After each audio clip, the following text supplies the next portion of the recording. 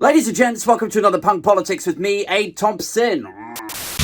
Brandemonium continues as the fallout from Channel 4's dispatches permeates through the air with all the class of a Guinness fart in a train carriage. And with all the usual cold-hearted hot takes we've come to expect from modern media. Why would he do it, though? He could have any woman he wanted back then. Sorry, but I reckon these women are out for a payday. Among other allegations, the dispatches and Channel 4 investigation suggested that Brand is facing accusations by a then 16-year-old schoolgirl for forcing himself upon her, and by one Los Angeles woman of literally R-wording her against a wall. Now, we should say at this stage, Brand denies all the allegations. That I absolutely deny. But the response, the fallout to all of this has actually been quite sort of, equal parts fascinating and depressing. Because it's important to note that the journalists who put this investigation together over the space of a year had seen WhatsApps, dates, women's crisis centre logs. They corroborated everything with other people that the women had spoken to at the time. Everything was sourced, double-sourced, fact-checked. But don't worry. I know some of you are a bit cynical about what is and is not fake news. John 69721 from St. Petersburg is right here to question the legitimacy of the investigation because it happens to have been broadcast on the MSM. Well, that's their fault, isn't it? It's what? Well, they're behind the times. How do you mean? Well, because these things happened years ago. No, I mean, if you want to convince people that something's real nowadays, you've got to give it to them in a way they can understand, in a medium they'll accept. So, sock puppets? No, I mean, like that idiot won't believe anything because it's coming from the mainstream news, you know? It's the Sunday Times, it's Channel 4, it's Murdoch. And Murdoch is competing with Brand and his 6 million followers. Right. Yeah, you think $1 billion quasi-industry media conglomerate can't compete with Brand's 6 million YouTube subscribers? Really? No, I'm not saying it. I'm saying these idiots are thinking it. So I'm saying if you want to convince him that it's true or it's something worth taking seriously, you need to serve it up to him in a medium that he will accept, which is to say, you need to sloppily edit it on a phone from an anonymous TikTok account and just give it to him with stock footage of airplanes from the 1970s and say that it's chemtrails or something, because then he will believe it blindly. Right. I mean it. No fact-checking, no sources, anonymous account. He will believe it without question. I really hope he's not on the jury. Hung jury as lead defense asks, what if DNA is a Fauci scam? Anyway, some people are saying, I'm saying it, or suggesting, or speculating. Let's try to keep things legal here, if nowhere else. Some people are speculating that Brand's move into the alt-right space over the last couple of years was kind of surprising. But I don't actually think it was that random or shocking. In fact, here are some text messages I sent to some friends back in August. I said, I've heard bad things about RB a few times. I heard a rumour, and it is only a rumour, that he R'd someone. I also saw a not very cryptic tweet by a Scottish comedian alluding to him being very R-word. I also saw someone quote tweet him last week, I hope he gets what's coming to him from all the rumours I've heard. He also was called out on a pre-recorded edition of a panel show by a well-known comedian, but it got edited out for legal reasons. Clearly all of this is very rumoury and very circumstantial, but I would personally be 0% surprised if he ended up in a lot of bother at some point. Sort of no smoke without fire territory, in my opinion. So I had kind of heard about this stuff, and I'm about as removed from the London comedy circuit now as you can be, with the exception of some, rather proud to be cancelled stand-ups. Jimmy Blackface is back in anti-wokey jokey blokey. Anyway, back to his pivot to the alt-right ecosystem. So if I had heard these rumours, I can guarantee you a lot of other people had too. This was Richard Bacon calling him a prat in response to a conspiracy video that he put out in August. And this is John Holmes replying, you'd think he'd have more to worry about, what with those things. And this was Dom Jolly. This grifter has totally lost the plot. Long rumoured things will hopefully catch up with him. Now, back to my text. So my friend replies, also suggesting Brand has completely lost his mind. I said, I actually think he's more calculating. I think he knows he's going to get effed up legally at some point, and he's taking the easiest, quickest route to making as much money as possible in an independent, uncancelable medium as he can. And maybe that just means funneling out conspiracy nonsense. But now I'm wondering if the pivot to not just conspiracies, but far-right conspiracies may have also been part of the plan. The FBI have been harvesting your data. Trump changed everything with this one move. Tucker just flipped the January the 6th narrative. Like now, I'm growing convinced that this wasn't just a sort of shocking ideological shift, but perhaps a preemptive move designed to achieve two things. One, it might garner the loyal support of impressionable ultras. But more importantly, two, he'd be able to leverage off the deep state persecution narrative whenever the allegations finally did blow up, you know? Makes me question, is there another agenda at play? Particularly when we've seen coordinated media attacks before. Now, as I said at the beginning, Brand fully denies all of the accusations, and more than likely he'll have his chance to disprove them in a court of some description. But I don't know, man, I just think, to me, in my mind, with the conduct that is laid out and described in the documentary, and then his pivot to right-wing conspiracy nonsense and the loyal support of all those, doesn't it? It all makes perfect sense, right? Have you ever heard the phrase, I hate saying this sort of stuff because it really is a political cliche at this point, but have you ever heard the phrase, straight from the Trump playbook? People normally wheel that one out when they're talking about Boris Johnson or populism in general, or people who accuse other people of that which they are guilty, right? It's straight from the Trump playbook. And I hate using overused cliches, but honestly, the parallels with Trump are there for all to see. These are both historically East Coast liberals. They both have been accused of rape, and they've both essentially become cult leaders for the conspiracy nut right. And it could be said that if you were a person who conducted yourself in that way, you might be doing so to retain some of your popularity, retain some of the adulation, in spite of these allegations arising, where perhaps your traditional followers and subscribers and fans might abandon you.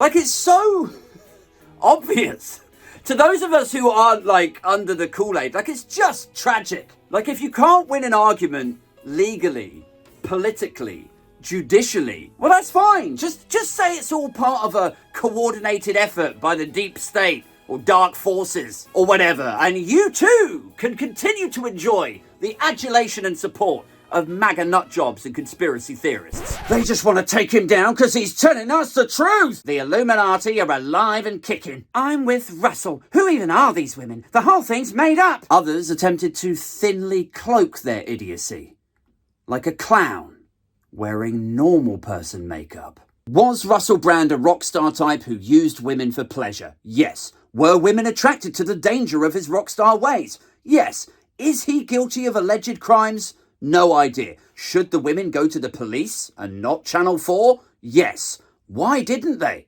That's the question. Yeah, that is a question, I suppose. Why don't the individuals in the Channel 4 documentary on Russell Brand just send a file to the police rather than this silly on-air program? Why are the Russell Brand allegations being aired on a TV program and not being investigated by the police? Oh, Lord. Grant me the patience to deal with this witless army of cretins you send to me every f***ing day. How do you not slip on the drool you must endlessly produce? How are you not dehydrated? Is that what's happening here? Is these people get dehydrated from dribbling all day so they lose their faculties? They start believing what isn't there? Dehydrated guys in a desert babbling about mirages. I can see it. It's over there. Is that what this is? Is it? It is. Oh, okay. Yeah, actually makes a lot of sense. Why you no go to police? I think these women are liars. Just looking for a paycheck. Honestly, these Crayola chewing morons. Yeah, can you just open your mouth a sec? Yeah, you know it looks like a rainbow in there. Why don't you go to the pretending to not understand is just I get the masking. You know, I understand, like, no one suffers from imposter syndrome more than me, I promise you. Like, I spend my life pretending to be confident and half amusing, but really, I'm just papering over a giant chasm of self and insecurity. So I get it. I get the pretending, generally speaking. But why, oh why, in a world of possibilities and skill sets and personality types, why would you pretend to be a moron? But why you no go to police though? You know what? No, nobody needs to answer that. They just don't. Do you know why?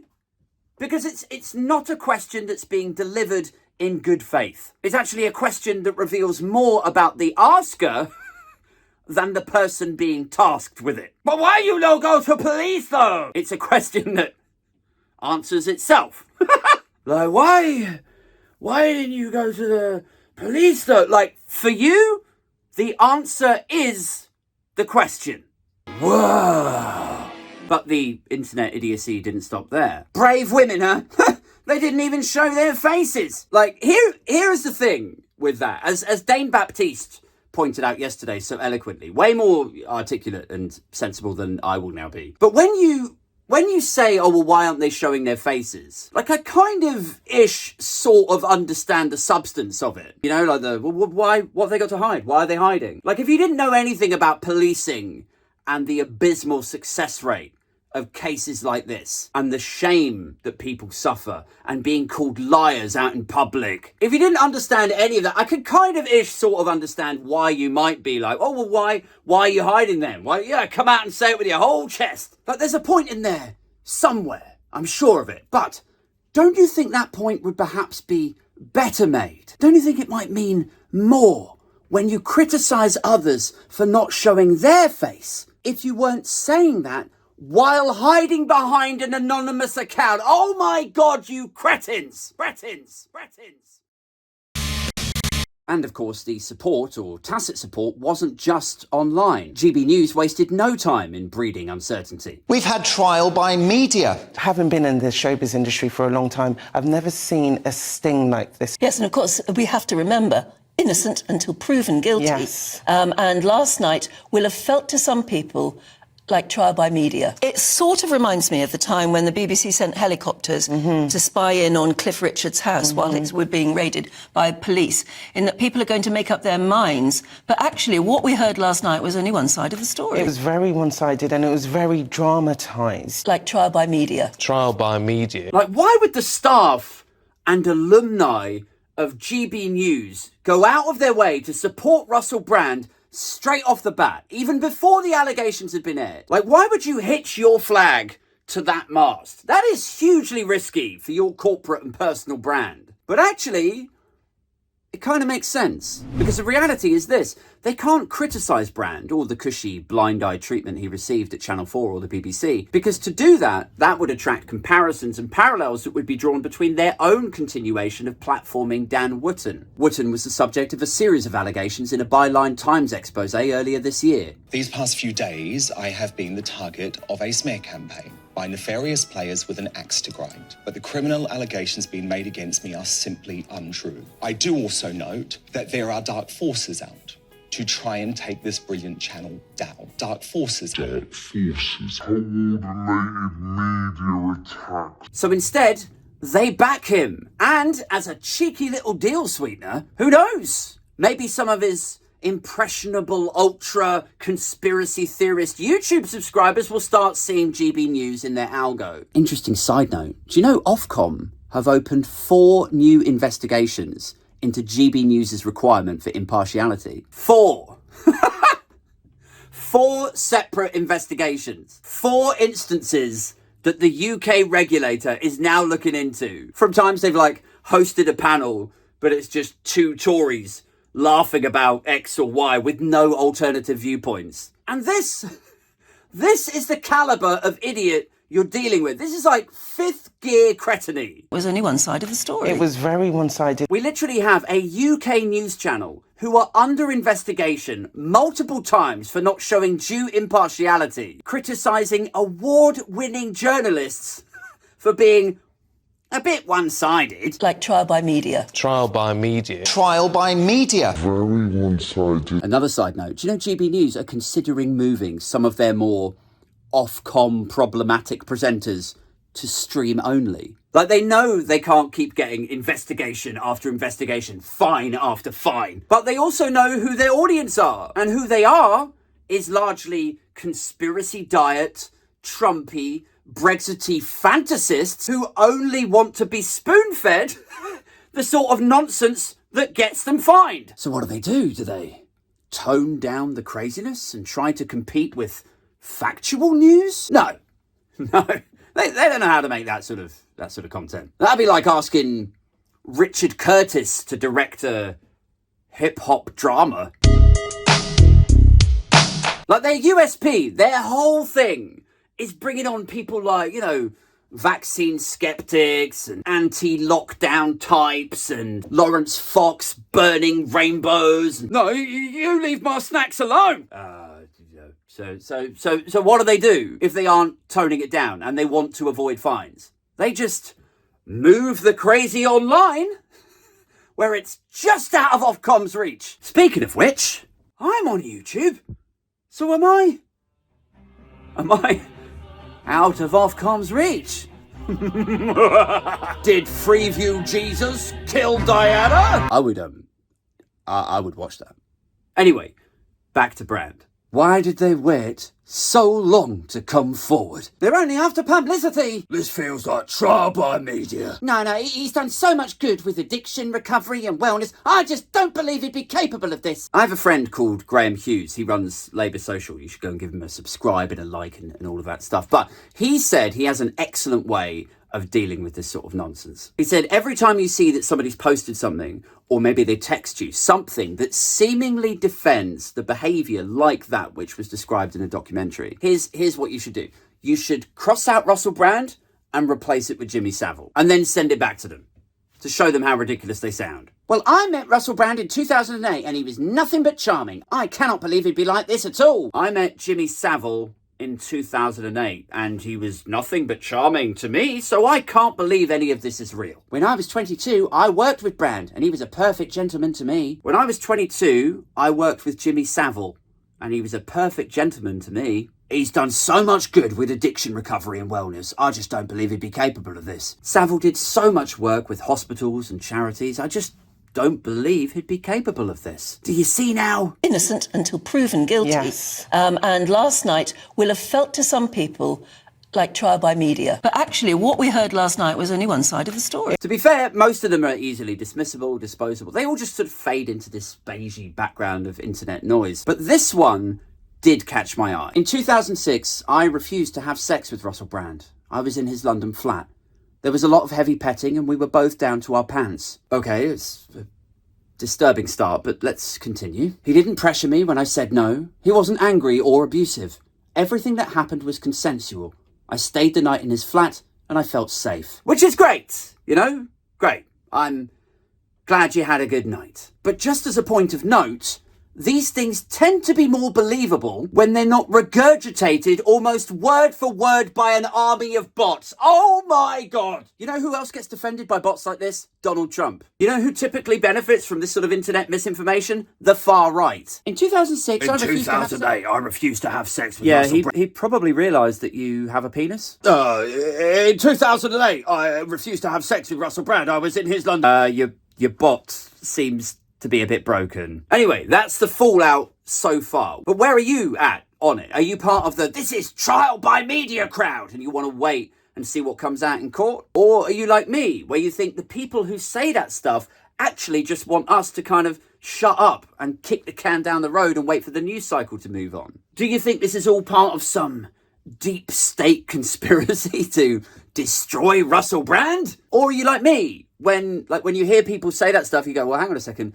These allegations predate his pivot into weird conspiracy nonsense. Like, if these allegations are true, which obviously they're not proven yet, and he fully denies them, but if they were true, what is this line of defense that, like, the deep state travelled back in time and forced him to behave this way? Is that really what we're saying? As always, let me know in the comments below, where I promise to be almost entirely one-sided. And yeah, you know, a little bit aggressive. But you know what? If you don't like it, but why you no go to police though?